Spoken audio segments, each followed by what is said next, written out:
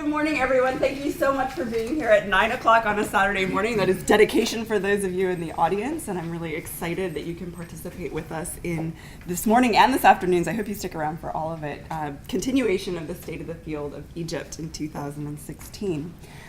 We really have, in some ways, the sessions today are kind of grouped. I just want to give a brief introduction to our sessions today, but I wanted to point out that in many ways, this afternoon's two sessions address ways in which the state of Egyptian archaeology as a field may or may not be in a silo. But our morning's sessions really address ways in which Egypt itself may be something that we approach as too bounded, too monolithic, too much eternal Egypt. And this morning, the very first session that we are going to look at is the ways, we're going to start by looking at the ways in which our approach to time in Egypt has perhaps been simplistic. The paradigm that is built on the notion of 30 dynasties, or maybe 31, grouped into periods and intermediate periods is a really simplistic way of approaching time in ancient Egypt. To some degree, this is, of course, a paradigm we've inherited from the ancient Egyptians themselves, that there was a first king of Egypt, the idea that we can just cut off Egyptian archaeology at the point when Alexander conquers Egypt, because then it isn't Egypt anymore. There are definitions within ancient Egyptian understandings of history and time, and then real historical turning points. But I think within Egyptian archaeology, we really have challenged that over the last several years. Betsy even wouldn't call herself an Egyptologist to some degree. Where are you, Betsy? That was a great reminder that the boundaries are blurry in terms of the field as well as in terms of time. So our two talks this morning really address ways in which this temporal paradigm is problematic from different angles. So Joe Wegner is going to be introducing us to some recently discovered material at Abydos that requires us to think differently about intermediate periods as this sort of flip-flop between centrality and culture and disintegration and lack of culture. Intermediate periods are more complicated than that. He'll be introducing us to new material there. Betsy challenges us to remind ourselves that Egyptian archaeology doesn't stop at the end of the Pharaonic period. Her work in Sohag will push us in that direction. And our discussant, we're so excited about the discussants we've put together for this. Our discussant himself works on an even later period of Egyptian material, Ian Strawn, who will be kind of wrapping things up for us today. And it's an important reminder, too, that none of the changes that we see in Egyptian archaeology at any point, the introduction of kingship, the intermediate periods, the conquest of Alexander, the introduction of Christianity, the introduction of Islam, none of these are happening on a blank slate. One of the neat things about Egypt is its density and the degree to which all material developments are happening on the back of previous material developments. It's really no surprise that time is a complex thing in Egypt. As with all of the sessions today, there are additional points, additional people, additional pieces of research that could have been brought in. And I do want to just mention some ways in which, while these two are awesome for making us think about this, we could even have looked at other issues. So complicating the second intermediate period is happening at other sites as well. Nadine Muller's work at EDFU has helped in that regard as well. A recent project of Oxford and UCL, which was an intensive gathering of radiocarbon dates and an assessment of the beginnings of Egyptian history, has really changed our understanding of that period. We've shortened the pre-dynastic, and we've shown that it's much less linear than we thought it was previously. The notion that there is a switch that flips when the pre-dynastic becomes the dynastic, that has also been challenged. Some of my own work at Abydos with Brown graduate students has complicated the notion of early kingship as well, and the history of monument building in early Egypt. But we've also found the reuse of Pharaonic monuments, the reuse of Ptolemaic monuments into the late Roman period, showing again that this is never a blank slate. So this is in particular a really exciting for me session. They all are, but this in particular. So what I want to do today right now, and this will set the stage, I hope, for how we're going to organize the future sessions today. I'm going to give you brief bios for both of our main speakers so that we can go seamlessly from Joe's talk to Betsy's talk after we get started. I will ask that you hold your questions until the discussion. So after Betsy's talk, I will give you a brief introduction to Ian Strawn, who is our discussant. But I, again, ask that you hold questions and discussion. We do have time built in for after the discussant has kind of gathered some ideas about these two papers. And so this will be our model. we can break boundaries if you have to have a question, and we're not totally bound by models and paradigms. I hope that that's clear. But I want to start today by introducing first Joe Wegner and then Betsy Bowman. So Joe Wegner is an associate professor of Egyptian archaeology in the Department of Near Eastern Languages and Civilizations at the University of Pennsylvania. He's also associate curator in the Egyptian section of the Penn Museum of Archaeology, where he gets to teach with an amazing variety of objects. I'm super jealous, but he's having to put them all in storage because of construction next door right now. He received his PhD in 1996, where he was dealing with the development of the Osiris cult at Abydos. He has been working at Abydos since 1994. We share a Dr. Vater, and it's actually fun. If anyone in this room who challenges my own perceptions of time, it's totally Joe. He saw me grow up at Abydos, and now we've had our kids running around together at Abydos. It's mind-blowing. So most recently at Abydos, his work has been documenting the ruins of the mortuary complex of Senwosret III and its associated settlement. His work has focused primarily on the archaeology of Egypt's Middle Kingdom. His books include The Mortuary Temple of Senwosret III at Abydos, Archaism and Innovation, Studies in the Culture of Middle Kingdom Egypt, Akhenaten and Tutankhamun, Revolution and Restoration, The Sphinx That Traveled to Philadelphia. You've written a lot of books, Joe. The Story of the Colossal Sphinx. That was the most fun, is the traveling Sphinx. The Sunshade Chapel of the Princess Merit Aten. And currently he is working on a forthcoming volume dedicated to the discovery and analysis of Seneb Kai, the tomb of Seneb Kai in the Second Intermediate Period Royal Cemetery at South Abydos. Betsy, a different CV, and that's what's so fun about this. We really get scholars doing different things. Elizabeth Bowman is the professor of medieval art and the chair of the Department of Art History, Tyler School of Art at Temple University, Philadelphia. She engages with the visual culture of the Eastern Mediterranean in the late Roman and Byzantine periods. Egypt is one of the principal geographic regions within which she works, but of course, given her temporal focus, this really does blur this boundary of Egyptology, archaeology in Egypt, not all Egyptology. Where are these boundaries? They're very blurry. She has edited and was the principal contributor to the award-winning Monastic Visions, wall paintings in the Monastery of St. Anthony at the Red Sea, and the Red Monastery Church, Beauty and Asceticism in Upper Egypt. I love this combination of beauty and asceticism to put these together next to each other. It's certainly great fun. The second volume was the culmination of a 15-year-long project she directed to conserve, document, and study the late 5th century church at the Red Monastery near Sohag in Upper Egypt. Currently, she's completing a gender studies analysis of the depictions of Byzantine nursing Virgin Marys. I'm not going to try and pronounce that. You may do that. And is publishing her Rostov lectures for ISAL. She is deeply engaged in issues of cultural heritage preservation and also digital methods for documentation and distribution online. So please join me in welcoming our first two speakers of the morning. And I look forward to your talks and to a discussion afterwards. You want the lights down? Well, good morning, ladies and gentlemen. I'm staring out at a slightly bleary-eyed looking crowd here. I'm not sure if it's you or me that's bleary-eyed. It's a real pleasure to be opening the session this morning on temporal boundaries. Thank you, Laurel, for your wonderful introduction. I also am pleased that for some reason, I'm sure this was planned, that the first session this morning, other than being a session on temporal boundaries, we might also call the Sohag session. Both Betsy and I work in Sohag province in southern Egypt. Totally different periods, of course, many millennia apart, but in the same general part of Upper Egypt. I guess it's also kind of the Philadelphia session, since you guys really planned this well, didn't you?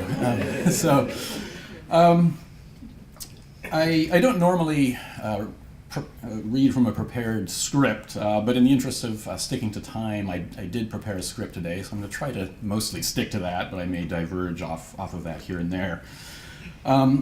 Anyway, so we're going to start today's session on temporal boundaries, looking at kind of the midpoint of pharaonic history, looking at Egypt's Second Intermediate Period, I think far and away one of the most confusing periods of dynastic Egypt, even for Egyptologists, to wrap your heads around this particular period in terms of the historical development, the archaeology of the period. Very confusing phase of time. Of course, this is a time frame that encompasses, broadly speaking, dynasties 13 through 17. And temporal boundaries, well, this is a term that I think, is a bit antithetical to the Second Intermediate period.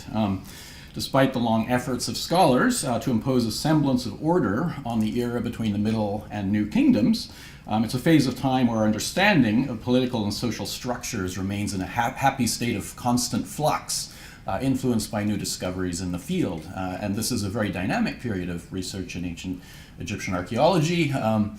New discoveries, for example, Laurel mentioned the interesting evidence from Tel Edfu, which I think is challenging some of our assumptions about the overlaps or sequential relationships of some of the dynasties, the Hyksos and perhaps the 13th dynasty.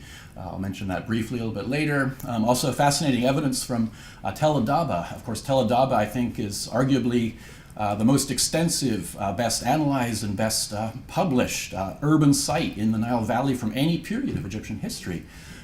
Yet, the chronological relationship of the cultural development of that site to the political history of the Second Intermediate period remains an issue of a lot of discussion. Recent radiocarbon results from Tel Adaba suggest a 120-year discrepancy between phases that, according to the reconstruction and dating of the stratigraphy based on the datum lines that Manfred Bietak has used for the reconstruction of that site, 120-year earlier dating for upwards of 40 radiocarbon dates. So something is amiss there in the relationships between the cultural phases of Tel Adaba and the historical chronology.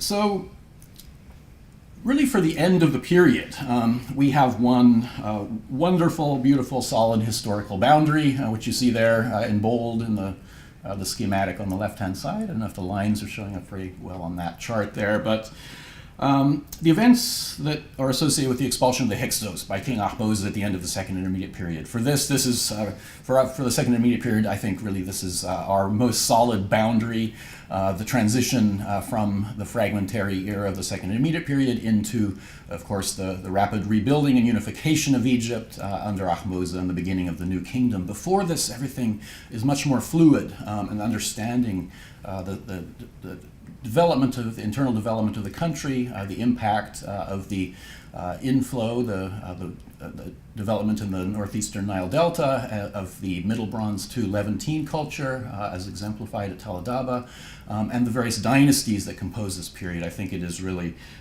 still a period of dynamic change. So, due to the sparse monumental record of the Second Intermediate period, one of the sources of continuing significance in the study of this period is the Turin King List, a document that many of you are familiar with, and I didn't put in a slide of it, but if you can't picture it, of course, just picture a sort of moth-eaten hieratic papyrus. This is, of course, the well-known Ramesside period document that lists the kings, their regnal lengths, and dynastic groupings up to the beginning of the New Kingdom. This document, which is not entirely preserved for the period covering the 13th through 17th dynasties, enumerates a minimum of 139 kings for the periods of the 13th through 17th dynasties. Yikes, this is an incredible number of kings. This is roughly 36 more kings than the entire known number of kings from the beginning of Dynasty 1 through the end of Dynasty 12. So the entire roughly millennium and a quarter, 1,300 years or so of the time period preceding the Second Intermediate period, we now have a transition to a much more rapid changeover in the royal succession, and the composition of these dynasties remains an issue of, I think, of a lot of obscurity to scholars. What is the nature of royal succession? What is the nature of kingship during this period? And what in fact constitutes a dynasty? Is the term dynasty, although they are grouped in terms of sequential kings in the Turin King List, should we in fact speak of these in concrete terms as dynasties, or more in terms of groupings of kings that have certain relationships to each other in terms of the regions that they were ruling over, or other aspects. So, scholars have attempted to explain changing patterns of kingship, suggesting models of circulating succession amongst elite families or the co-opting of the kingship by other offices of central government. At a fundamental level, though, the large number of rulers over such a short time frame is symptomatic, I believe, of the political fragmentation and really messy politics that buffeted Egypt across the Second Intermediate period. For a long time, scholars have attempted to impose a semblance of order on the political structure of the Second Intermediate period. One of the long-ingrained assumptions of the study of this period is that the final stage of the 13th dynasty involved a southward retraction of the Middle Kingdom state, abandoning the capital city at Ichitawi, modern Lisht, as the delta broke away under the Hyksos. It also fits into neatly idealized concepts of Egypt's periodic fissioning into a rival northern and southern kingdom, which I think derives ultimately from ancient Egyptian notions of the two lands. And in this case, the indigenous Egyptian kingdom retracted back to its heartland, Thebes, evolving into a kind of a rump state as the Hyksos assumed control over northern Egypt. This basic pattern neatly sort of echoes other periods, other intermediate periods. For example, the division of the late First Intermediate period into the rival Theban and Heracleopolitan kingdoms, and northern and southern kingdom.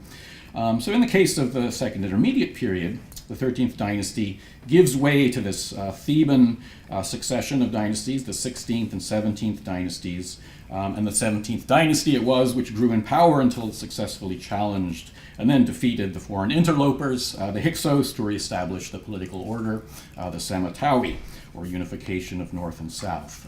This in essence presents a sort of a bipartite model, a very neat structure to what I think is a much more kind of messy political structure that we really have to unravel the details of if we're to understand the dynamics of this period. We can't oversimplify it into this simple chart that you see there, the map on the right-hand side, kind of exemplifying this notion of a northern and southern kingdom. A somewhat different reconstruction of the dynastic development of the Second Intermediate period was argued in the very influential volume by Kim Reholt, the 1997 volume, The Political Situation of Egypt During the Second Intermediate Period. Noting the lack of evidence for a southward retraction of the 13th dynasty, Reholt argued for a kind of dynastic domino effect associated with the growth of Asiatic power structures in northern Egypt. He essentially argued that the change from the 12th to the 13th dynasty is associated in part with the emergence of the 14th dynasty, a local kingdom centered initially at Tel Adaba in the northeastern delta.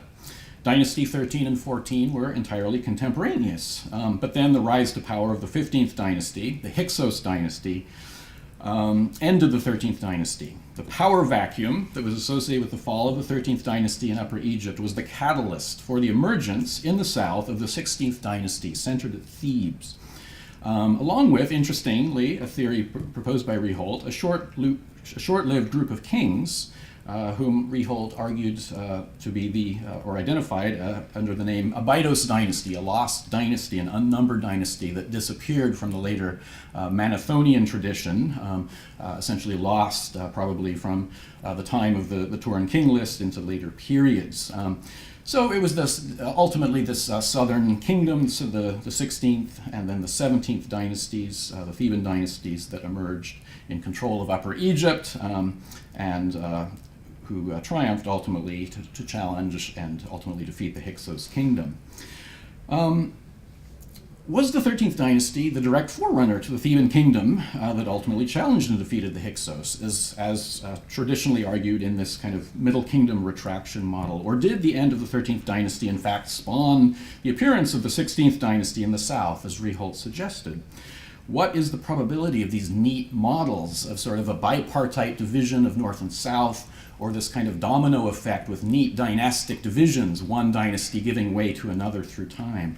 I think the new archaeological evidence that's coming out of Egypt from a variety of sites is really challenging this notion and suggesting a much more kind of messy picture of the political situation as it's evolving through time. As scholars, we do like to try to understand things in, to some degree, simplified models that we can wrap our heads around, but I think this is a danger for this period that is one of some severe fragmentation, ultimately, that's affecting Egypt internally. In 2014, at Abydos, the site of Abydos in southern Egypt, excavations at the Penn Museum uncovered the tomb of a previously unknown king, Woser Ibre Senebkai. The site where this was discovered, here you see an overview of the general environs, the landscape, and a plan of the site. Laurel mentioned the mortuary complex of Senwosret III. This is a part of Abydos where there was a large Middle Kingdom mortuary establishment put in place in association with Senwosret III. The site was known in ancient times as the Mountain of Anubis. There you see probably the origin of that term, that kind of landform on the top there, part of the Jebel, kind of a pyramidal shaped peak that dominates the landscape. This may be the actual Mountain of Anubis. And beneath this developed firstly sort of a large nuclear tomb, the tomb of Senwosret III, that formed the focus for what became ultimately a royal necropolis that included at least 13 different kings from the late Middle Kingdom and the Second Intermediate period. So it's in this area that we came upon in 2014. The tomb of a previously unknown Second Intermediate period king, Woser Ibre Senebkai. We can date him, as I'll talk about, roughly in the time frame from 1650 to 1600 BC. Senebkai's tomb is a very modest structure. When you see it, physically you wouldn't think this belongs to a king. Pales in comparison to what we think of as royal architecture, but I think is actually a good example of the scale that kings of this period were building at. And so we do identify this, in fact, as the tomb of a pharaoh, a king of the Second Intermediate period. It's just 14 meters long, 3 chambers, including a burial chamber built of stone, sort of a passage-style structure entered from an entrance ramp there. You see in the front of the plan, the top plan there, and also the photograph. Particularly significant, just another view of the location of the tomb there, fully exposed, adjacent to some of the other earlier structures. Particularly significant is the final chamber, which is a decorated burial chamber containing polychrome imagery, including 4 goddesses and a false door accompanied with funerary texts. This decoration makes Senebkai's tomb the first royal tomb, actually, in dynastic Egyptian history to contain painted funerary imagery and texts in the burial chamber. It's an incredible thing that throughout the entire dynastic history of Egypt, most royal tombs, in fact, are undecorated, apart from the pyramid texts of the Old Kingdom and the decorated panels beneath the step pyramid at Saqqara. Most royal tombs lack decoration. This is the first time, in fact, since the painted tomb at Hierakonpolis in the pre-dynastic period, that we get funerary imagery, two-dimensional iconography, and also in this case texts in the burial chamber in this small format in a modestly scaled tomb of the Second Intermediate period. Very interesting are the texts, which tell us who the owner of the tomb is, and they identify the owner of the tomb to be the good God, the Lord of the Two Lands, maybe a dubious claim for this period of time, the Lord of Ritual, the King of Upper and Lower Egypt, also probably a little bit of propaganda, Woser Ibre, the son of Re, Senebkai the Justified. Senebkai's tomb had been plundered in ancient times, but contained the ransacked remains of his funerary assemblage, as well as the king's body, which lay disarticulated among fragments of his coffin, canopic chest. A significant result of the osteological analysis of Senebkai's body, which we completed last year, is the evidence for massive traumatic injuries. In fact, Senebkai's body has major wounds from the top of his skull to his feet, from head to toe, essentially. 18 major wounds that penetrated to the bone, making him the first pharaoh that we can demonstrably say died in battle. He predates slightly, of course, the well-known mummy of Seqenenre in the Cairo Museum. And he puts to shame the much ballyhooed death of Edward I. You probably all have heard a lot about. Senebkai was dispatched in a rather traumatic way, and his skeleton attests to that. A king who has life-ending wounds, including blows to his cranium that bear the impression of battle axes, which you see there on the lower right-hand side. Senebkai clearly died violently in battle, somewhere at significant distance away from the location of his burial at Abydos. He was mummified, but indications from the small areas of flesh adhering to the bone indicate that the body had disintegrated somewhat before they actually treated it for burial. So he seems to have been transported to the burial site at Abydos from some distance and after some time after he died. Patterns of the injuries to the body suggest he was assailed first with blows to his feet, knees, and lower back while sitting in an elevated position. He was knocked to the ground and then killed by blows to his skull as he was attempting to ward off the attack with his hands. The combination of different angles of the wound suggests this kind of scenario. And the physical evidence presents us essentially with a kind of a 3,600-year-old cold case. Who was this king, and how does he fit into the topsy-turvy political scene of the Second Intermediate Period? How and why did he die in battle? Despite the violent nature of his death, Senebkai's body was retrieved. It was brought to Abydos, where he was buried in this tomb, which seems to have been quickly prepared for his burial, adjacent to a series of earlier tombs. Two of these are very large 13th dynasty tombs, which we can now attribute to two of the very powerful mid-13th dynasty kings, Sobek-Hotep IV and his brother and predecessor, Nefer-Hotep I. You see the position of Senebkai's tomb just in front of the probable tomb of Sobek-Hotep IV.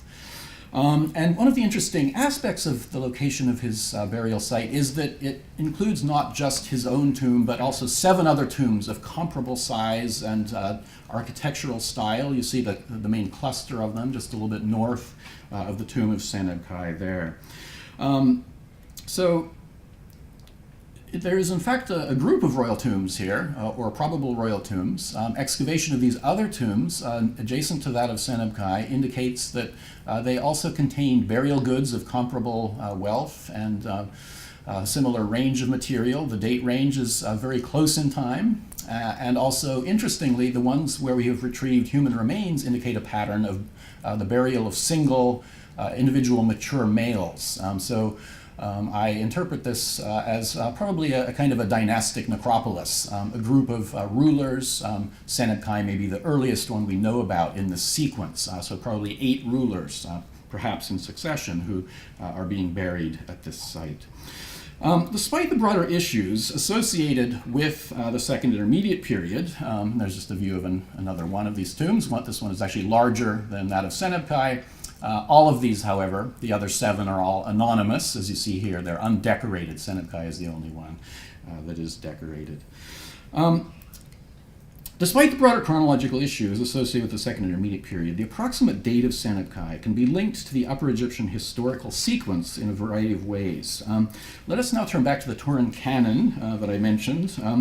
This is one of the very interesting results of the discovery of Senebkai. In this problematical section, the very final preserves part of the Turin King list, what's called column 11, we have a well-preserved section at the top, which lists the group of kings that we can associate with the Theban 16th dynasty, group of 15 kings. And the list of these kings continues down into the midsection of that part of the Turin King list, ending with a summation line, and then giving way to a new list of kings, 16 names probably, extending through that lacuna in the text. But fascinatingly, the first 2 in this kind of new grouping include a distinctive pattern to their praenomen, just partially preserved, but 2 kings who have the praenomen Woser something, Woser X or N, Re. This is the very same structure that occurs in the praenomen of Senebkai at Abydos, Woser Ibre, and it raises the distinct possibility that Senebkai is one of the 2 kings who form the beginning of this final section of the column 11, after the listing of 16th dynasty kings and after a summation point that ends that group. The list unfortunately breaks away after that point, and then picks up again with a very small section that Reholt properly positioned, 5 partial names associated with reign lengths of between 2 and 4 years. And importantly, there's no final summation line suggesting that the list as a whole continues on to a now lost column 12. Although the possibility might be raised that the names in this damaged section of the Turin king list could be additional 16th dynasty kings, or the kings of the succeeding 17th dynasty, none of the partial praenomens in this damaged section correspond with any of the archaeologically attested 16th dynasty rulers, nor do they correspond to any of the 17th dynasty kings who are now relatively well attested in the archaeological record and whose regnal sequence has been relatively well established by Daniel Poltz, among others. It appears very likely that Senebkai is one of the two kings in this damaged initial section of the damaged part of the Turin king list. And because the king list does not distinguish dynastic groupings in terms of temporal overlap, the summation line and the shift to this new group of kings may signify not sequential ordering, but a separate grouping of kings, a separate dynastic order, if you will, that may in fact be contemporaneous with the 16th dynasty list that precedes it. Before the discovery of Senebkai and the 7 other tombs of Abydos, Ryholt had in fact built upon suggestions by Detlev Franke and raised the possibility of what he called the Abydos dynasty, a lost dynasty that was contemporary with the Theban 16th dynasty, and I think the archaeological evidence of Senebkai's tomb goes a long way to strengthening this basic suggestion. Regarding the occurrence of the two kings with similar praenomens, Woser X Re and the Turin king list, one of the fascinating things that is present in the inscriptions, the texts in Senebkai's tomb, is his nomen in the cartouche that you see here. Interestingly, the name Senebkai is unparalleled. There are no other Senebkais that I've been able to find anywhere. However, the names Seneb and Kai individually are very common male names in this period, and so it raises the possibility of what we call a filiative nomen. This man may actually be called K or Kai, and his father would be Seneb, so the nomen may be properly read perhaps Seneb's son Kai. And this raises the possibility that perhaps he's doing this to associate himself with his predecessor, his father Seneb, who may also have been a ruler, and perhaps both of these kings had similar praenomena, the Woser X Re structure that we see in the Turin king list. So the Turin king list suggests the historical position of Senebkai and the possibility that his father Seneb potentially occurs in close proximity but separated from the list of kings of the 16th dynasty. Another piece of evidence that refines the relative time frame of Senebkai, and a really fascinating one, occurs in the burial chamber, the decorated scenes in the burial chamber itself. In the chamber we have, as I mentioned, a number of deities depicted, 4 goddesses, Isis, Nephthys, Nut, and Neith are depicted on the different walls of the chamber. And one of the fascinating details that one immediately notices, and this is one of the sort of strange aspects of archaeology, one gets pulled into weird areas of research that one might never envision going into, but one of the very obvious features of the iconography of the burial chamber of Senebkai is the way the anatomy of the goddesses are depicted. The goddesses' breasts are shown with a very unusual T-shaped nipple. This very same artistic convention occurs in 2 well-dated tombs from the Second Intermediate period from Upper Egypt. The tomb of the governor of El-Kab, Sobek Nakht II, and that of a man named Horem Chawef at Hierakonpolis. Both of these tombs were decorated by the same artist, a man named Sejem Necheru. And so the convention, the similarity in the convention of the depiction of this T-shaped nipple, which does not appear to be a more general Second Intermediate period artistic feature, suggests a close contemporaneity between Senebkai's tomb at Abydos, Sobek Nakht II at El-Kab, and also this man Horem Chawef. Both Sobek Nakht and El-Kab, let me wrap up quickly here, they can be dated squarely within the middle part of the 16th dynasty on the basis of a very well-known monument of this period, the juridical stela from Karnak. This stela records the transfer of office of the governor of El-Kab to Sobek Nakht II's father, Sobek Nakht I, in the reign of a very long-reigning 16th dynasty king, Neb-Irial I. Interestingly, I'll just skip over that.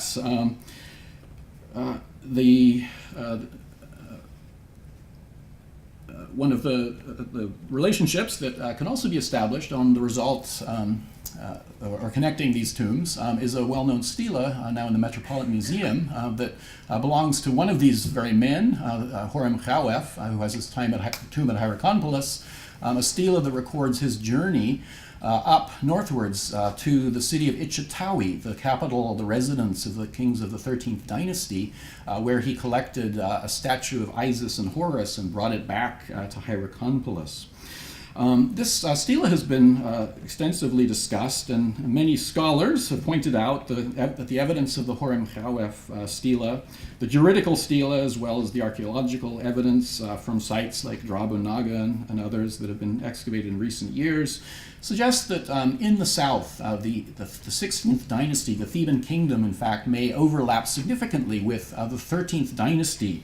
There's not a sequential relationship, but in fact a substantial overlap.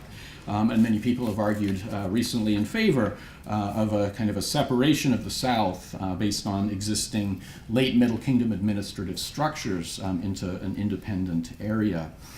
The relationship in iconography and artistic details between Senebkai and these two tombs in the south, Sobeknacht II and Horem Chawef, suggests a close contemporaneity, that Senebkai is contemporary with the Theban 16th dynasty, but also dates to a period of time when the 13th dynasty may still have been resident at Ichitawi, suggesting a number of sort of coeval rulers in the south and also in the north.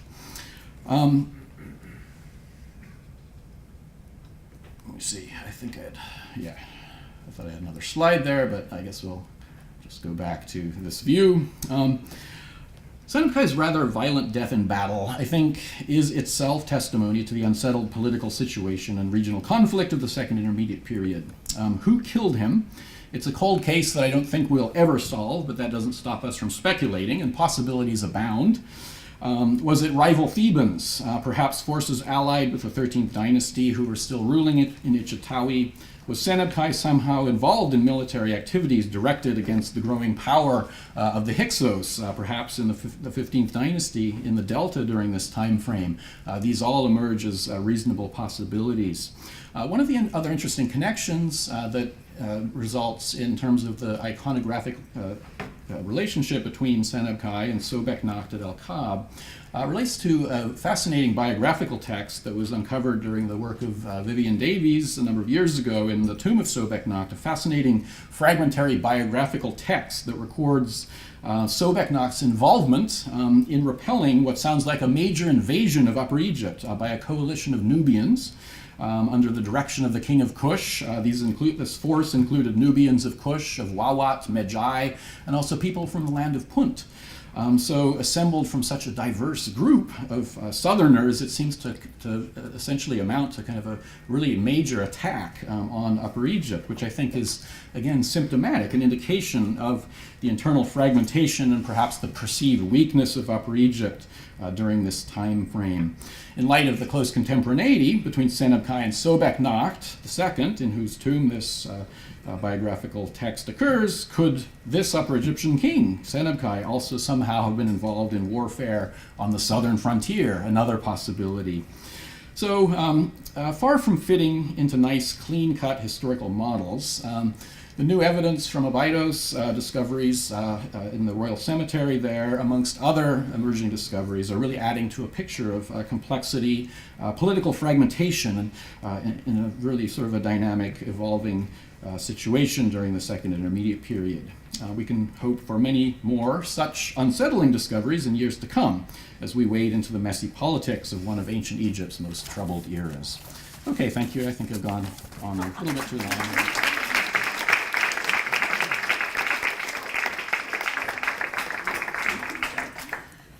Thank you so much, Joe. We will now jump, an hour and a half north, depends on the traffic, to Sohag. Please, Betsy. And there's at least one empty seat here in the front row. I know there are people standing in the doorway. So. Are you a presenter tools person or a cold person? Sorry? Do you want to see your... Oh, I want to see exactly what's on the screen there. I don't want this. You don't want that? No. Okay. Thank you. Sure.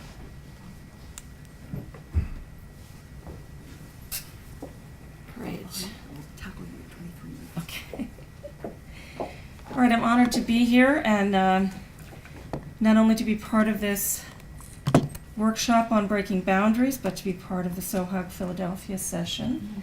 And I also am finding that I'm breaking some of my own boundaries in the sense that it had not occurred to me that I could claim to be an Egyptologist prior to this event.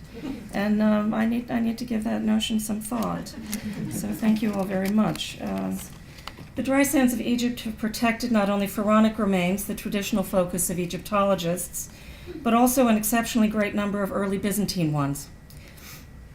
In fact, Egypt has preserved not only monumental structures, but by far the greatest quantity of fragile traces of human existence from this late period than anywhere else in the Mediterranean region. These include mud brick structures, secco and encaustic wall paintings, papyri, and many other media. This vast array enables us to study the world of the early Byzantine Empire in much greater detail than can be done elsewhere. Rather than discarding Christian layers in search of pharaonic ones, as was once commonly done, Egyptology has the opportunity to recuperate this material and enrich the discipline tremendously. My focus today is on the early Byzantine period when Egypt was a vital part of the Byzantine Empire, contributing poets, high-level administrators, and grain for the public dole as just some examples. I do want to mention in passing, however, that Egyptology would benefit from expanding its chronological scope even further to embrace later Christian remains, for example, the exciting 9th century ones being excavated by a Yale University team in the Wadi Natrun. The most impressive and best preserved by far of the extant early Byzantine monuments in the Nile Valley is the church at the Red Monastery near Sohag and Akhmim, the ancient Panopolis. It has recently been the subject of a 16-year-long conservation, documentation, study, and publication project. With the support of the American people, the United States Agency for International Development funded the project, and the American Research Center in Egypt administered it. Additional assistance for the book publication was provided by the Guggenheim Foundation and the National Endowment for the Humanities. An exciting and tremendously supportive collaboration between RC, USAID, the Coptic Orthodox Church, and the Egyptian Ministry of Antiquities made the extensive site work not only possible, but exceptionally productive. All project members are profoundly grateful to the many people and institutions who contributed to the great success of this enormous project. In particular, I'd like personally to express my gratitude to Dr. Gary Scott and Kate Scott for their unwavering support, and of course to Darcy Hackley for being such a phenomenal assistant. When I first walked into the church at the Red Monastery, I had no idea what to expect. In the late 1990s, it was very poorly published, typically in bad black and white photographs. Only a handful of Coptologists had any idea of its importance. I was therefore completely overcome by its dramatic architecture and blackened, but still fabulous paintings. At that time, I was working at the Monastery of St. Anthony with a truly magical team of Italian conservators, so I had an idea what they might be able to do with the paintings. Even I was surprised, however, after the project began and I saw the first results. Look at this niche before conservation. Here it is again with a large square cleaned, and here it is as it now appears in the eastern lobe of the church. After conservation, the remarkable Red Monastery Church has emerged on the scholarly landscape of the early Byzantine Mediterranean with a profoundly transformative effect, occasioning the complete reconceptualization of centers of cultural production in the empire. The monument demonstrates in several major ways that not only Alexandria, but also Upper Egypt was thoroughly integrated into the empire. It overturns deeply entrenched pejorative assumptions on the part of art historians that Egypt was a place apart and had little or no importance for our understanding of early Byzantine art. These attitudes have shaped a picture of Mediterranean visual culture that ignores the plentiful Egyptian material either largely or completely, to great detriment. Thus, the Red Monastery Church demonstrates how productive expanding the temporal and also the geographical boundaries of Egyptology can be not only for that field, but also for early Byzantine studies in general. The Red Monastery Church is exceptionally important to the disciplines of art and architecture, of course, but also to monastic studies. Egypt was famous for its early development and expert shaping of ascetic ways of life. The Red Monastery Church thus also contributes to our understanding of monasticism. A hermit named Peshoy, now Beshay, founded the Red Monastery in the 4th century. His community joined a monastic federation centered at the nearby White Monastery, best known for its charismatic and powerful leader, Shenouta. Shenouta belonged to one of the earliest generations of monasticism and made a massive impact on that way of life. He took on the role of an elite member of late Roman society and built an enormous church that must have required a very sizable investment of funds. The conjunction of monumental architecture and monasticism was not a natural or inevitable one, although today we take it for granted since so many wonderful churches have been built over the centuries by monks. Shenouta constructed his church in the middle of the 5th century on the scale of the contemporary episcopal basilica at Hermopolis Magna, thus reshaping monastic architectural decorum and proclaiming the importance of his community for society at large. The monks at the Red Monastery built a smaller copy of his church about 30 or 40 years later. What currently exists are medieval walls that replicate the earlier design and embed early Byzantine sculpted portals within them. While appearing similar to pharaonic temples on the exterior, the White and Red Monastery churches are otherwise both very traditional Roman basilicas with elaborate 3-lobed sanctuaries. Both of these architectural forms, the basilica and the triconch, were quite common in the Mediterranean region. This historical reconstruction of the Red Monastery church shows, generally speaking, what both would have looked like when they were built. So with a long nave, a raised sanctuary at the eastern end, fronted by a screen, an upper-level gallery on each side of the nave, and clear story, both in the nave and the sanctuary. While both churches would originally have been entirely painted, this delicate embellished skin was removed from the White Monastery church at the beginning of the 20th century, presumably by the Comité de Conservation des Monuments de l'Art Arabe. Happily, no such destruction occurred at the Red Monastery church, where we can see the dazzling impact of the architectural polychromy. I will return to this subject shortly. What survives in such superb condition from the early Byzantine Red Monastery church is the eastern end. So what you're seeing here is an existing conditions plan, and it's this section that survives particularly well. This is a comité facade wall with a little bit of an early modern door inserted in the middle of it.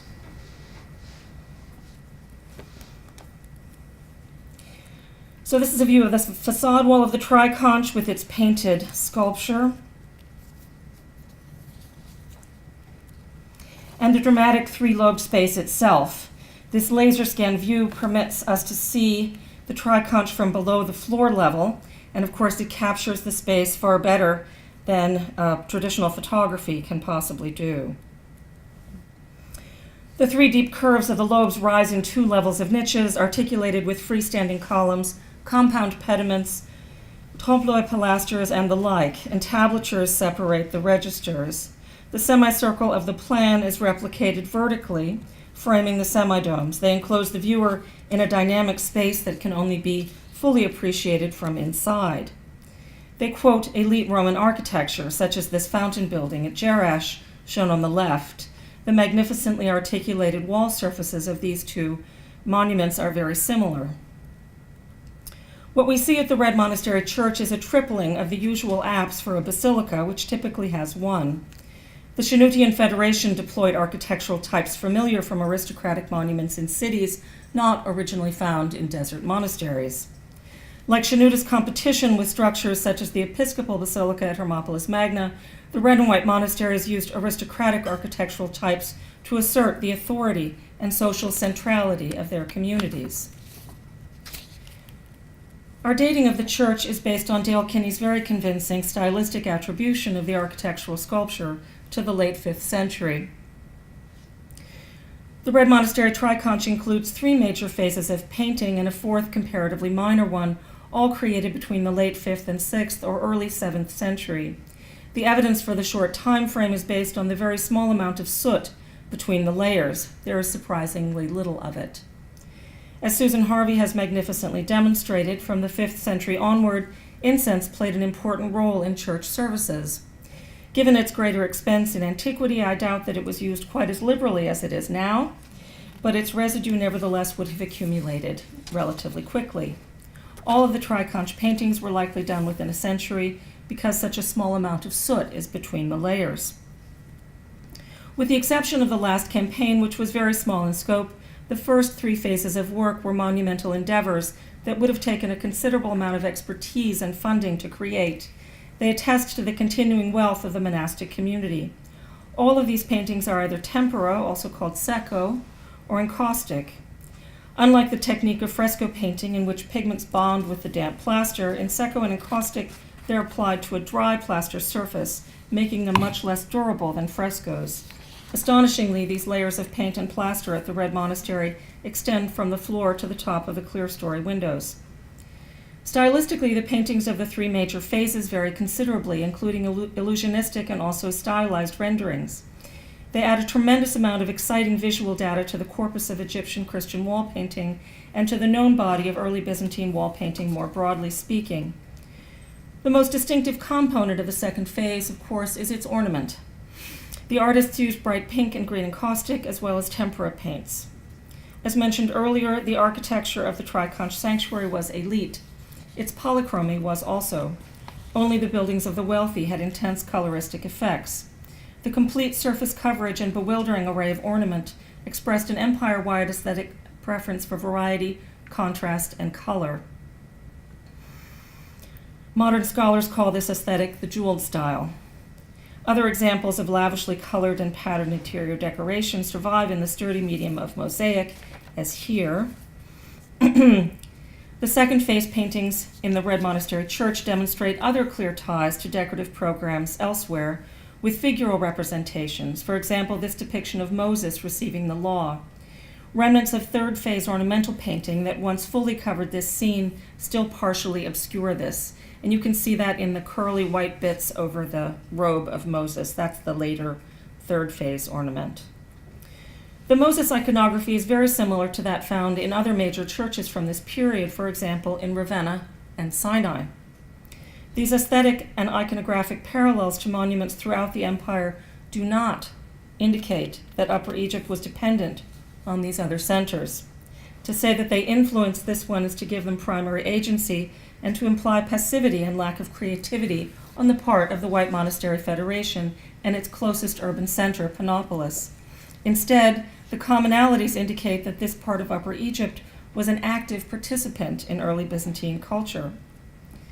The subjects of the third phase paintings in the semi-domes enable us to explore the ways in which paintings amplified monastic and Eucharistic experiences. Due to the limitations of time, I will only briefly present my interpretation of the monumental semi-dome compositions of Phase 3 as an ensemble. They are best preserved in the northern and southern lobes. In the north, we see the Mother of God with Christ child flanked by prophets who foretold the virgin birth. And this is the iconographic type called the Galactetraphusa that Laurel was unwilling to say. In the south, the 4 evangelists frame an adult Christ. These men represent the transmission of the Word of God to the world in the form of the Gospels. The depiction in the eastern semi-dome during Phase 3 was an enormous Christ in majesty surrounded by a mandorla in a celestial realm. In its essential components, it was similar to the painting on the lower right from Bawit. While none are obviously narrative images, the 3 iconic monumental subjects combine visually to tell the story of the economy of salvation. In other words, the working out of a plan for the salvation of humankind. The Alexandrian patriarch Cyril, writing over a century before these paintings were made, perfectly described the message conveyed by the 3 semi-domes. And I quote, "This then is the purpose and essential meaning of the divine scripture, that it contains a statement about the Savior, that he is eternally God, and that he is the Son, being the Word, the radiance, and the wisdom of the Father. And that later for our sake he took flesh from the Virgin Mary, the Mother of God, and so became man." The majestic figure in the central semi-dome is the one who created the world. The Christ child on his mother's lap shows God incarnated as man, and Christ in the southern semi-dome embodies the salvific word. For the remaining few moments of my lecture, I ask you to turn with me to the subject of survival. The facade wall and triconch at the Red Monastery Church represent the largest and best preserved example of architectural polychromy created with paint in the Greek, Roman, and early Byzantine corpus. There would once have been counted painted buildings. The value of the Red Monastery Church for cultural heritage is inestimable. What was until recently a very dry environment contributed to the excellent state of the tempera and encaustic surfaces, as you can see in this detail of a drip of shiny wax-based paint.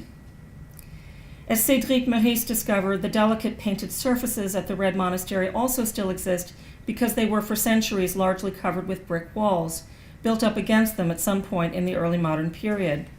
Here are two views of the north lobe, with the mud brick walls still standing in the early 20th century on the left, and without them on the right.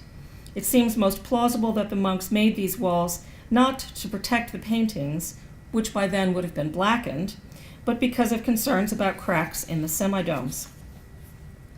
In conclusion, the survival of this fragile monument into the 21st century is thus absolutely extraordinary. Nothing like this can be found anywhere else. Its survival to the end of this century is sadly in doubt, due to rising groundwater and other pressures of the fast-growing monastic community and region in general. What was once a building on the edge of the desert is now surrounded by agricultural fields. The church is no longer at the periphery of these growing plots of green, but is engulfed by them. Fortunately, the Red Monastery project, with support from RC, was able to undertake not only traditional forms of documentation, but also very high-quality laser scanning. In fact, the building could be created to scale. The digital model can be used as a benchmark from which to track changes to the church, demonstrating, as Willeke Vendrick will be exploring in far greater detail later today, the intersection of the physical and the virtual in 21st century Egyptology. I've worked to make the monument accessible to a wide public with an interactive panorama of the triconch available online, and a short film shown at the Metropolitan Museum of Art in 2012, also now online. And of course, there is, thank God, the book, which came out in June. The expansion of Egyptology to include the wealth of early Byzantine data thus offers exciting potential for growth and new ways of conceptualizing the role of Egypt in the Mediterranean world. Thank you very much.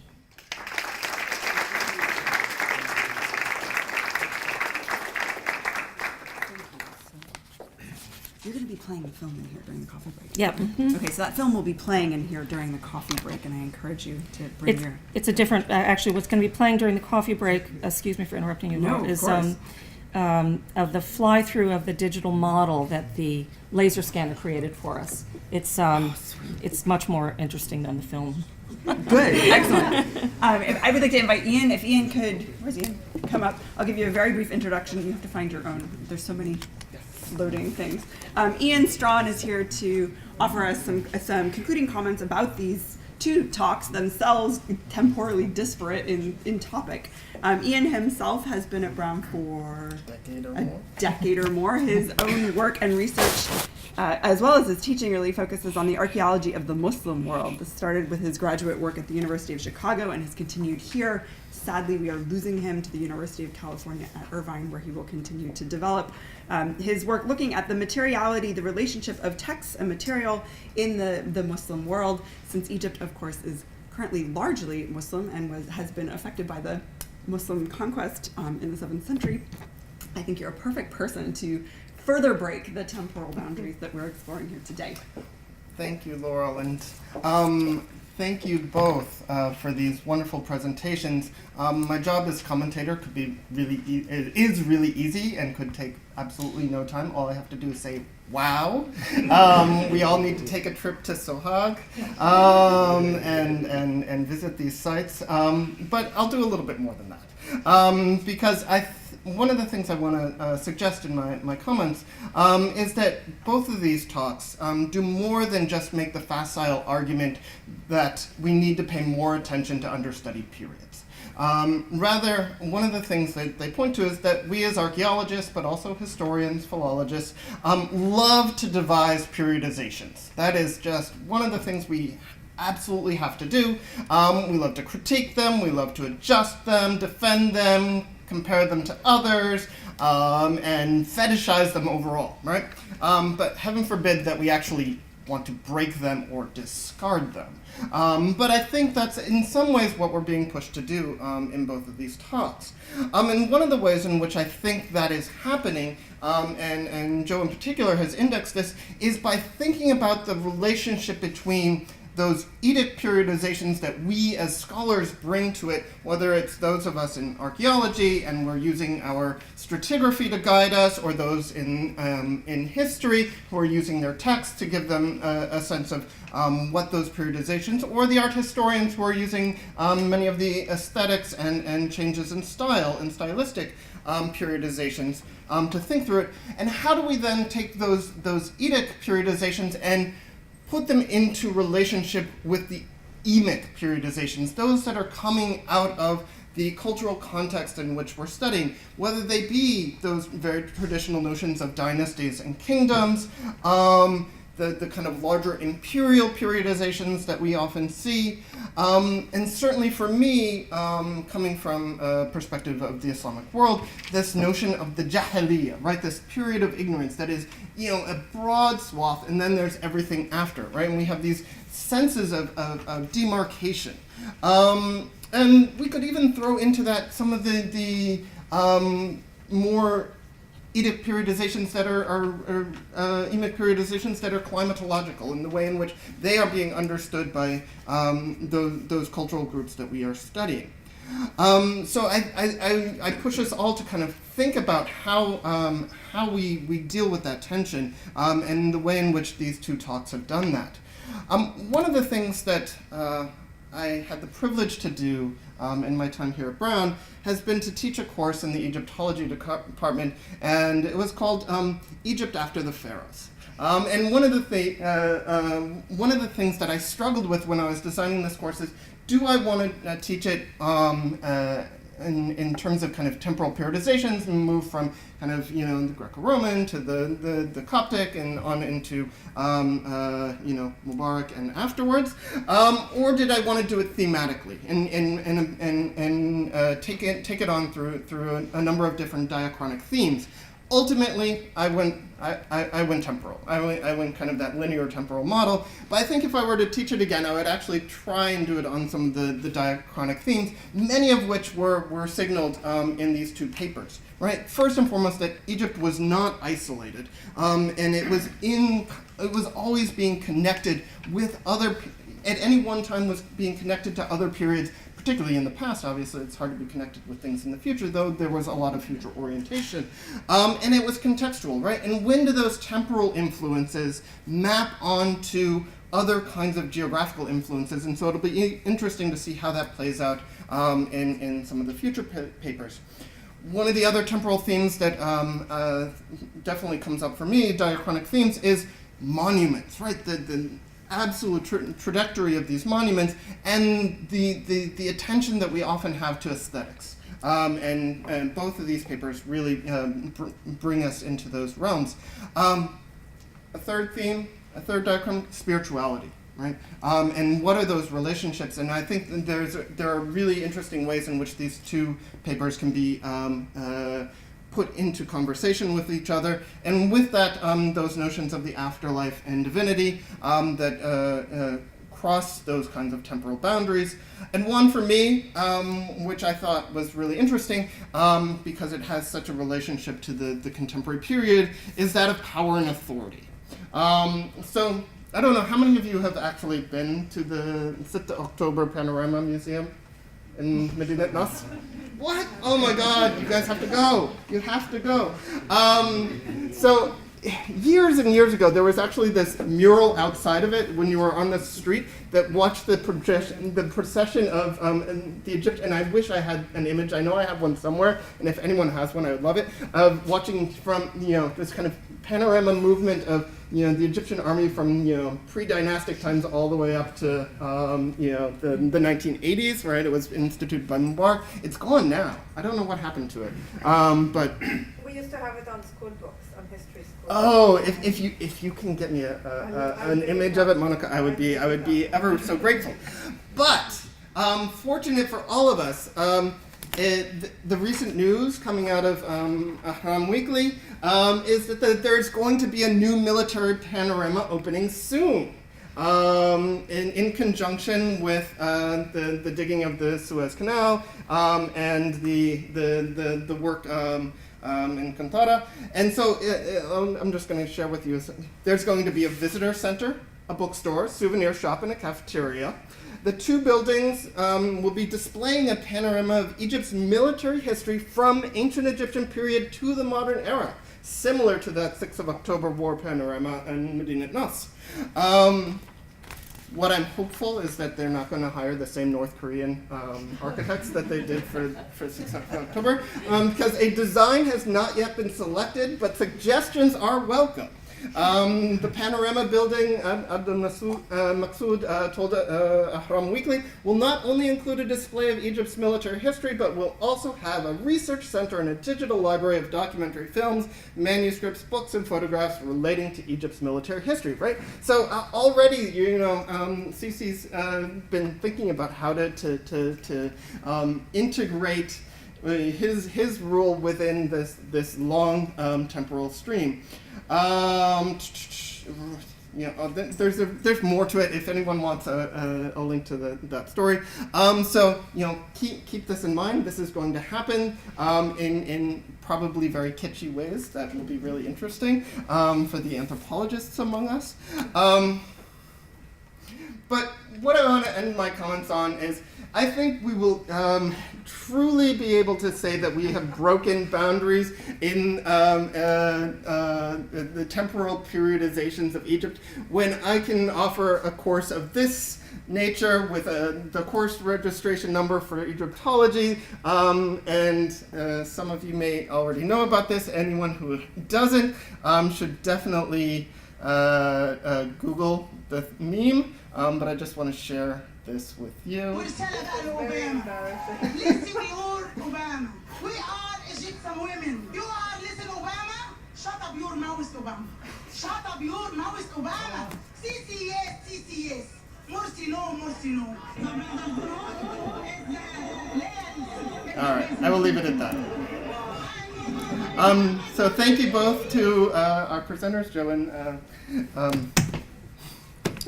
Betsy, thank you. And I leave it to you guys to pound them with questions.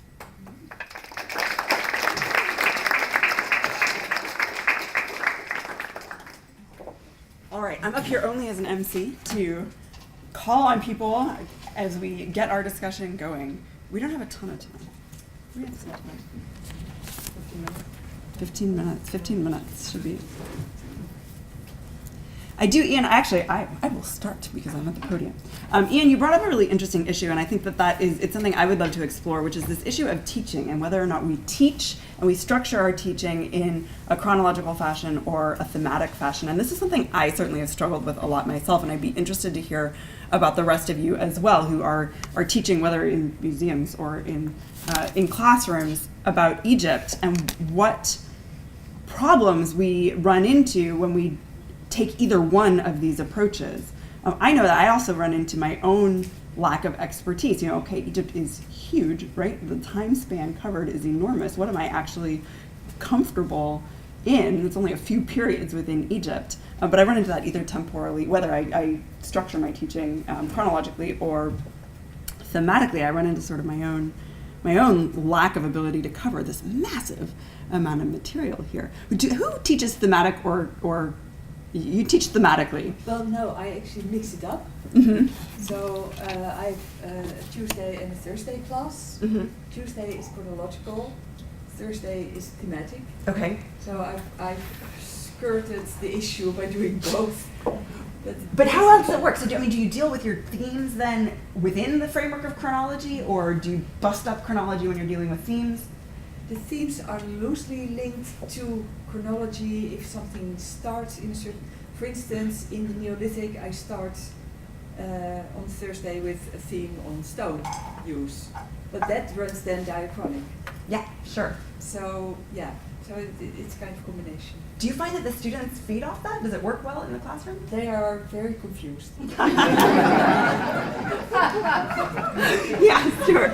I also do a hybrid course, so the first half of it is chronological and focuses on sort of power and ideology and some of the larger historical questions, so that they have so when I say Middle Kingdom in the second half of the course or something like this, they'll know what I'm talking about, but it also preps them, and then I break the second half into thematic sections on things like urbanism, religion, and so forth. And that seems to work really well. I also teach a course on Egyptian religion, which is purely thematic. And they get confused because, you know, trying to figure out what period is which. You know, but I deal with things like, you know, piety and state religion, funerary practice. I find it things like really that. hard, especially with But it's- religion, to be thematic though, because then you elide the fact that there's a great deal of change over time. This is my issue with dealing thematically, is then you're like, okay, but you know, actually the evidence we have from Ptolemaic Egypt, you can't read that back and say what people were doing in the pre-dynastic period. Yeah, so I do each theme chronologically. Okay. Right. But that doesn't seem to be quite as effective as giving them the chronology first so that they have that grounding and then dealing with the thematic parts. Yeah, I feel like I start every class with a chart. Like these are Yeah, right. exactly. Is exactly what I'm saying. We should bust up here, which you guys have shown us we should. I start with the chart and say, this is what a dynasty is. This is what a period is. You have to have this framework in mind. Tomorrow, does that chart go all the way to the 20th century? It does not, Ian, and I'm going to change my chart. I do go post-Pharaonic, but not into the 20th century. Yeah, Monica. Yeah, I teach a course on Egyptian architecture, or from the pre-dynastic until the 20th century architecture, so we go through everything. But you go chronologically. Yes, but then we focus on just architecture. Which is awesome. And then Betsy, I mean, you're showing the images of the monasteries, and I have been to these monasteries, and I never even noticed how Pharaonic they are in terms of the facade there. And it took in your images, and then you pointed it out, but even the images were so in your face that that's there, that you have these massive timescales where you could, for instance, talk about an architectural element even that is maintained. Yeah. I teach an Egyptian archaeology course which ends with the Greco-Roman period because the ideology changes in Coptic and then Islamic Egypt. But my Egyptian archaeology course is based on my book. Which I also teach from. But I teach a thematic course on early civilizations, which compares Egypt with Mesopotamia, China, early China, and Mesoamerica too. And we just look at the evidence of early civilizations around the world. So that's quite different. It is. And those students are much more interested in what constitutes early civilization, especially comparatively. I want to push you a little bit on this end of the change in ideology being a natural breaking point, though. I mean, we have to end a class somewhere. I always have Greco-Roman Egypt on my syllabus, and I don't always get there. But, you know, for instance, the monuments, the spaces didn't change in some cases. And so the late Roman stuff that I've been finding is built into a Ptolemaic monument. I can't understand the Ptolemaic monument without uncovering and dealing with the late Roman use. And it's clear that there was a meaningful relationship in the minds of the monastic community living in this space with the earlier, it's not a one-to-one, and it's not without antagonism, but they're living in an earlier monument. But the architecture isn't going to change overnight because of the ideological change. They're living, they're working in buildings that they had a model of. Sure, but what I'm saying in part is that I can't even understand the Ptolemaic monument without having to go through the later use of the building. I don't have it in its Ptolemaic form. I have it in its late Roman form. Is it fair to present to my students just the Ptolemaic monument as though I had found it in some sort of pure state? Nothing's pure. I know, right? Yes. Well, the difference between chronology and thematic in museums, once you do it, you're set. You can't change the galleries. You install them. And for most visitors, most museum Egyptologists have always thought in presenting things chronologically. Within that, you could have a gallery, say, on the daily life in the Middle Kingdom. But the galleries tend to proceed chronologically, and I'm not sure if you could, to the visitor, do it thematically and have them really understand history. I mean, history comes into it. You can't get rid of the history. Is it just because You Egypt need, is so you need, long? well, you need a timeline, and, you know, and websites, museum websites now, many of them have timelines. And you can pick and choose, you know, issue, if you're interested in, you know, a particular thematic thing, you can look at that. But you still need an organizing principle, and for lack of anything better in museums, it's always been chronology and history. Can I offer a perspective on that from the British Museum? It's something we've been struggling with. I think we often think about displaying things chronologically or thematically, and thematically it tends to be, say, I don't know, funerary culture. But we do pharaonic, and we ignore the rest of Egyptian history. That's often in a different part of the museum under a different department and so on. But when we actually do visitor surveys, people are less interested, this is in London, people are less interested in chronology, they're interested in what people did and why they did it. And so in our Japan galleries, we cover the whole of Japanese history up to the 21st century, integrated into the gallery. Now, I'm not saying Japan and Egypt are the same, but I think there is a growing appetite from visitors that we break through the pharaonic Coptic Islamic boundaries and start to display some of that together. There are themes that will work across those periods. Jen? Yeah, well, in teaching in a museum gallery, you have the added benefit that if something is arranged in a chronological order, you can have extra visitor services like tours, audio tours, that explore things thematically. And in a museum setting, you also can have those kinds of facilities that go beyond one cultural bounded gallery. So, for example, into the Islamic art section of a museum looking at Egyptian material culture, and I think we should be doing more of that in museums as a supplement to things that are arranged chronologically. But of course in the classroom, how can you do something like that, you know? It's difficult. Yeah, Ian. Let me tack on something to this, because I've actually been working on developing a course for when I return to teaching in anthropology department, and I think it's really, these questions really depend on what kind of department you're teaching in and what kind of students, and where I'm going to be surrounded by sociocultural colleagues. So the course I'm developing is called Egyptomania.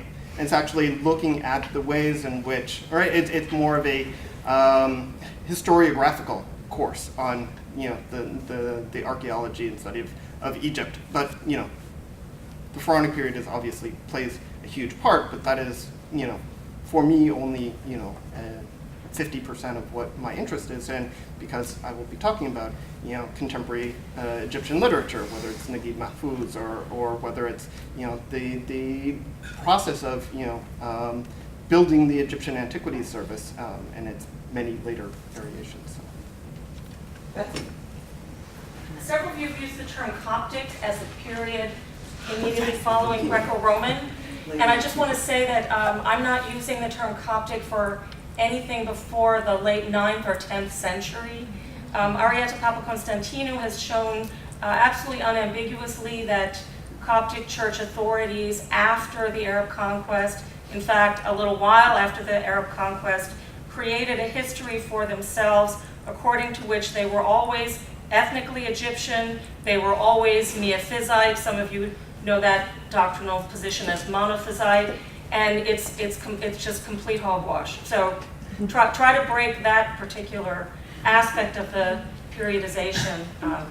Which is awesome, and so parallel, frankly, to what the Pharaonic Egyptians themselves did in defining Amenes as the first king, and this Upper and Lower Egypt as kind of discrete bits, and this rewriting of a history that becomes polemical and ideological, and that we then graft onto the remains, right? So thank you for that reminder. That's cool.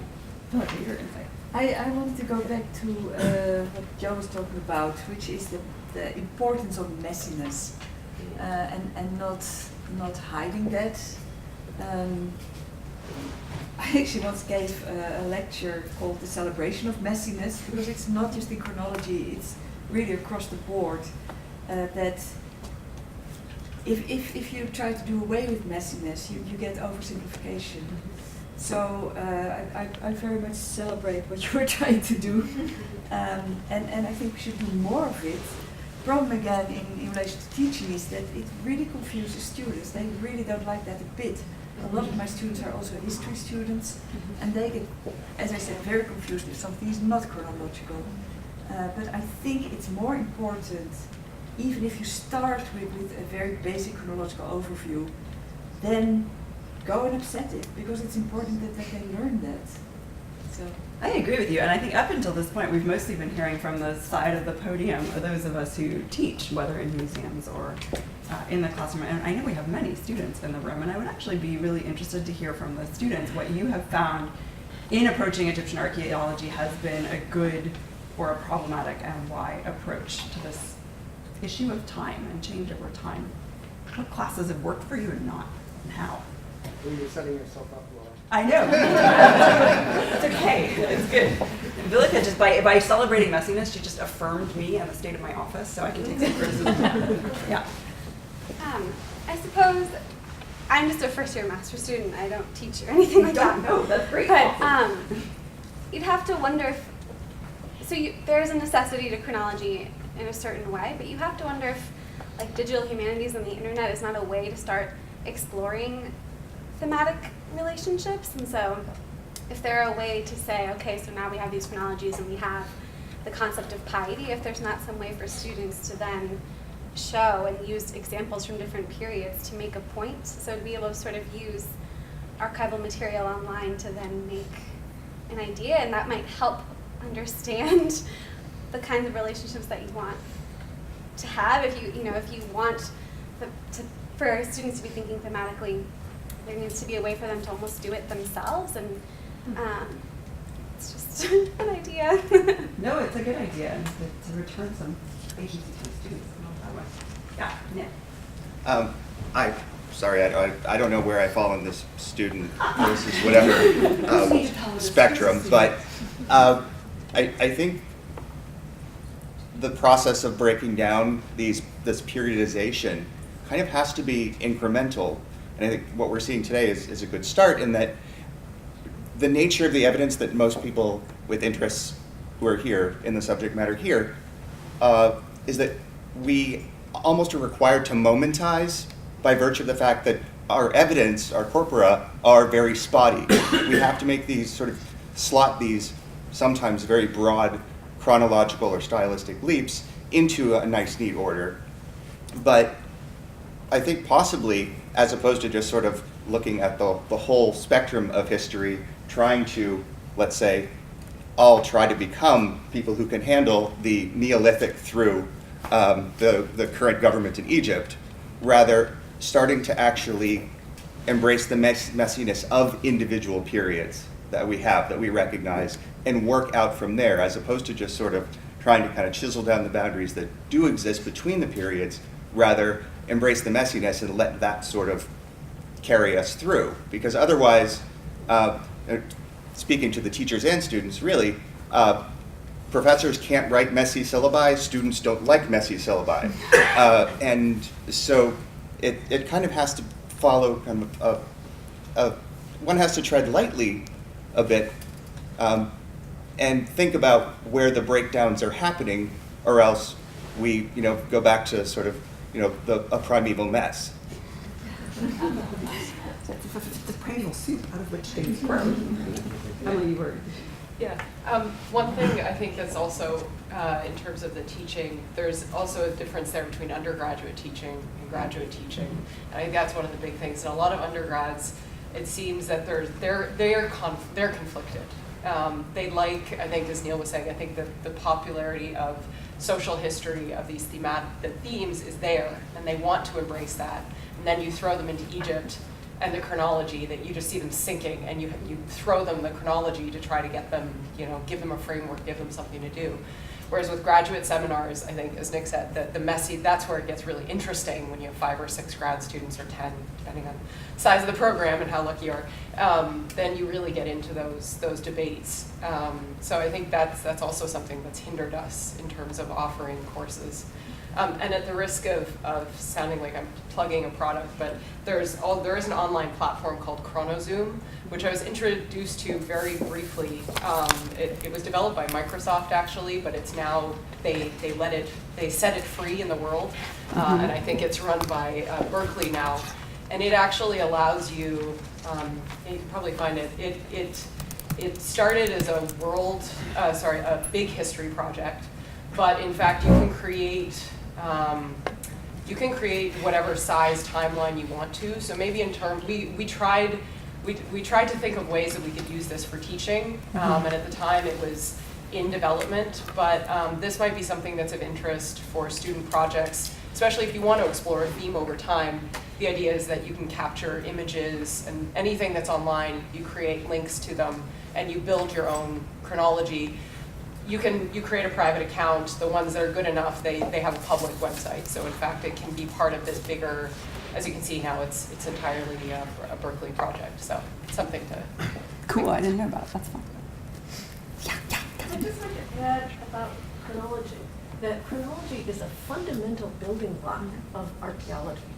And we excavate stratigraphically, and we have to put those strata in both a relative and absolute chronology of time.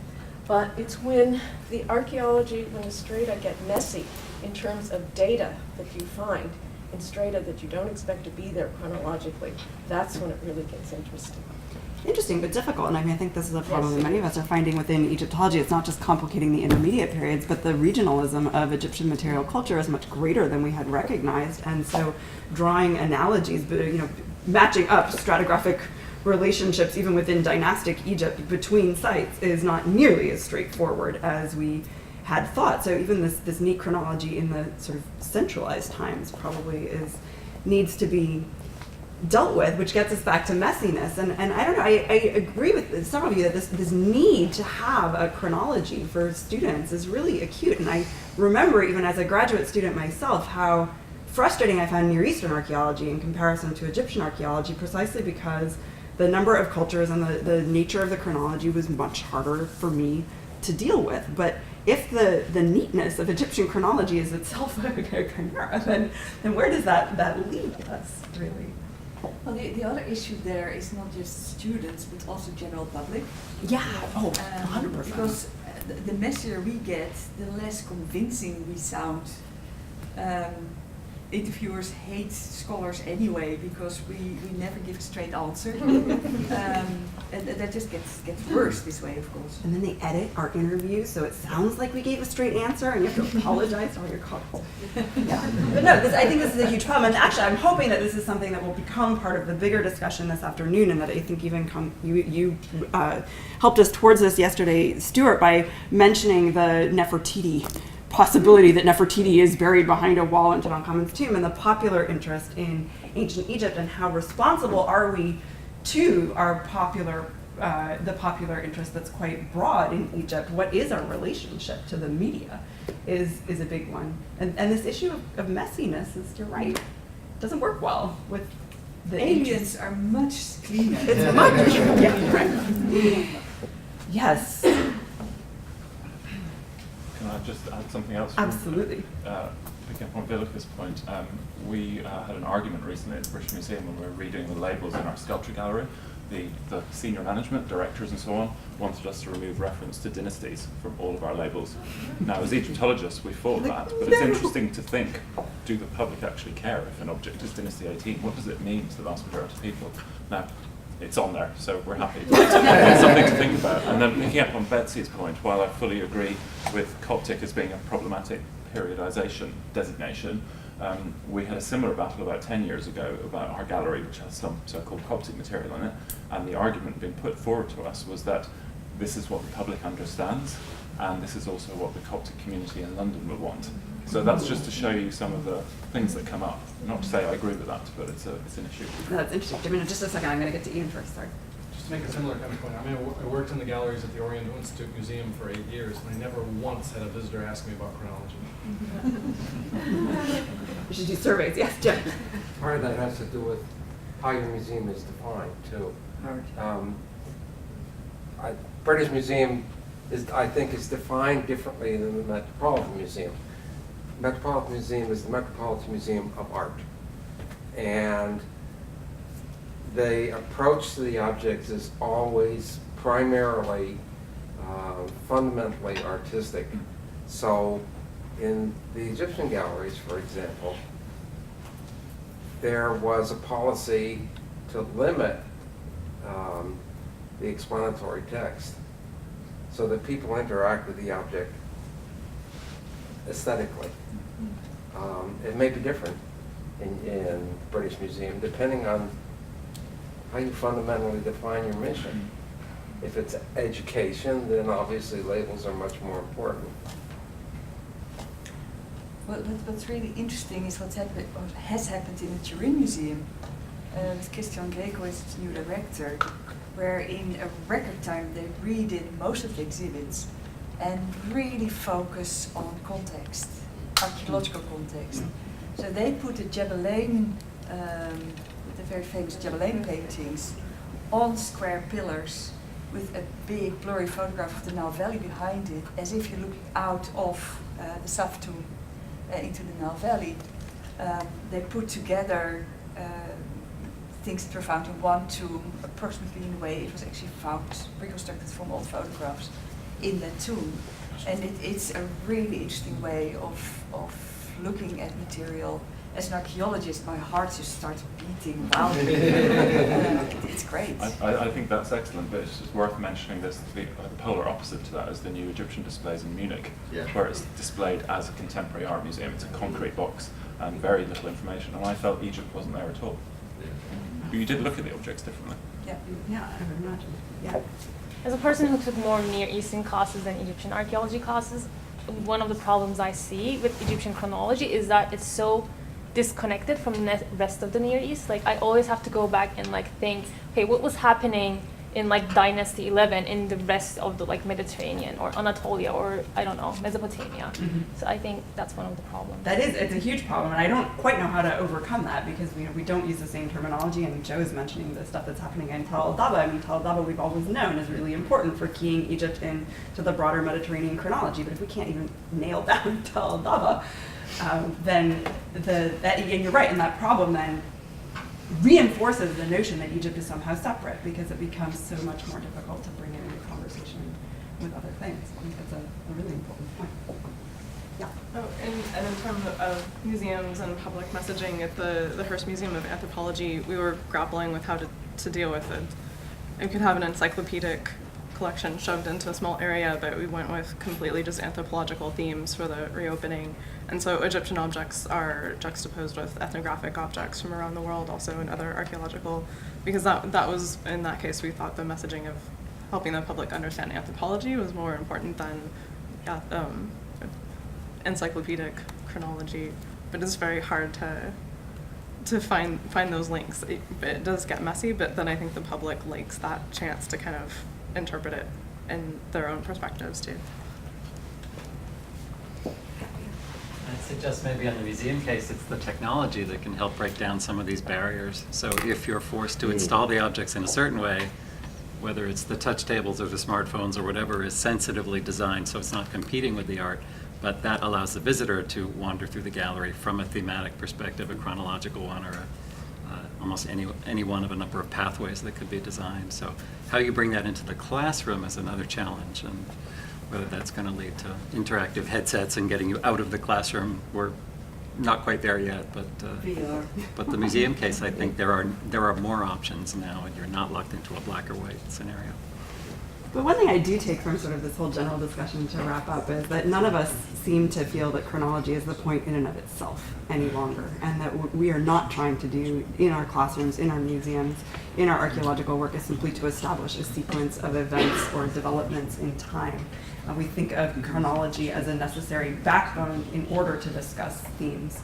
And the ways that we do that and what we preference may be different and may be changing, but it's actually quite encouraging, and I think makes the point that this boundary has been broken, that this conversation was not about what do we put in what order, but rather how do we deal with the need for chronology and to break away from chronology in Egyptology.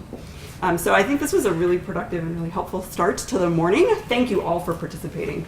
To this point, I think we should caffeinate before we go on to attack geographic boundaries in ancient Egypt.